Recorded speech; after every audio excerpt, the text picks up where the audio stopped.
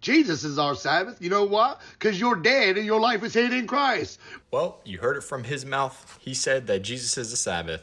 This is not biblical. If Jesus is the Sabbath, you should quit your job because you're not called to work on the Sabbath. Because what he's trying to say is as you abide in Jesus, you enter into his rest. And once more, if you're abiding in Jesus every single day and you're trying to say every day is the Sabbath, quit your job. You're not called to work on the Sabbath. When you follow these people's thought process out, it does not make sense. And then also, if every day is a Sabbath, that's a contradiction for you because our God, your God, said the seventh day is a Sabbath. Also, your God blessed the Sabbath day, hallowed it, and sanctified it. Are you now trying to say that God's blessed day is gone? Which Bible verse says that? And also, is now every day a blessed, hallowed, and sanctified day? Where does the Bible say that? If you cannot find Bible verses that support your claims, then guess what? It's your opinion and it's not biblical. But let's go to Colossians 2:16 and 17. This is what he was claiming to try to say the Sabbath is done away with. It reads, "So let no one judge you in food or in drink or regarding a festival or new moon or Sabbaths, which are a shadow of things to come, but the substance is of Christ." Well, one, let us see.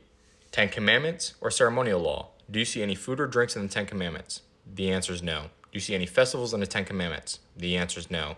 Do you see any new moons in the 10 Commandments? The answer is no. But do you see those three things in the ceremonial law? Yes. And also, do you see that there are ceremonial Sabbaths? The answer is yes. You can find that in Leviticus 23:23, the Feast of Trumpets. There's a Sabbath day that's not the seventh day of the month. You can go look it up for yourself. Then you can go to Leviticus 23, verses 26 to 32. You'll see that there's a Sabbath day on the 10th day of the 7th month and is represented as the Day of Atonement. So let's see what actually was nailed to the cross.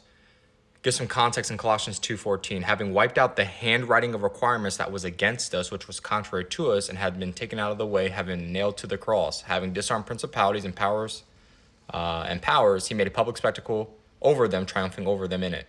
So what is this handwriting requirement that was against us? Well, no guessing games. Let's use the Bible. Deuteronomy 24 to 26 says, "So it was when Moses had completed writing these words of this law in a book," not table of stone, "when they were finished, that Moses commanded the Levites who bore the ark of the covenant of the Lord, saying, Take this book of the law and put it beside the ark of the covenant of the Lord your God, that it may be there as a witness against you." Writing these words in a book against you. Which one? It was a ceremonial law placed beside the Ark of the Covenant. Go back to Colossians. Handwriting requirements that was against us. This was nailed to the cross. The ceremonial law. That's why we want to do food and drink offerings, sacrifices, any of those things, festivals.